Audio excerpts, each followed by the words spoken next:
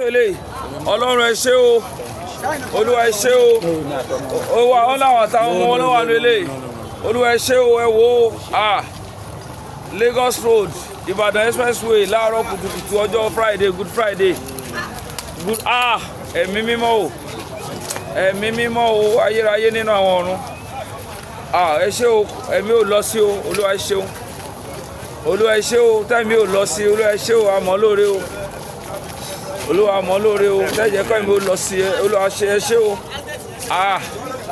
Ẹ̀mí mímọ́ o, adúpẹ́ o, adúpẹ́ o, adúpẹ́ o. Olúwa adúpẹ́ o, Olúwa ẹ ṣeun o. Ayé ọpẹ́ yọ o láàárọ̀ Good Friday. Olúwa ẹ ṣé o. Olúwa ẹ ṣé láàárọ̀ Friday o. Olúwa ẹ ṣé o. Almost 5 cars. Oh, this is tragedy. This is tragedy. Oh my God. Oh, any day survive? Ó survive. Olúwa o. Olúwa o. Ó dẹ̀ survive. Olúwa ẹ ṣé o. Olúwa ẹ ṣé o. Olúwa ẹ ṣé o. Olúwa ẹ ṣé o. Olúwa ẹ ṣé o. Olúwa ẹ ṣé o. Olúwa ẹ ṣé o lọ́nà Ìbàdàn láàárọ̀ yìí o. Olúwa ẹ ṣé o, no life lost. No,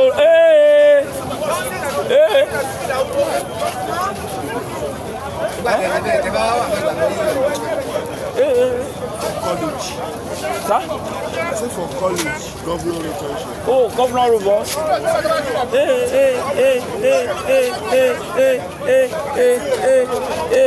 Ẹ̀mí mímọ́. Ẹ̀mí mímọ́. Ẹ̀mí mímọ́. Ẹ̀mí mímọ́. Àṣàyà. Ẹ̀mí mímọ́, ẹ̀mí àwọn wòlíì o, ayérayé nínú àwọn ọ̀run. Ayérayé nínú àwọn ọ̀run o.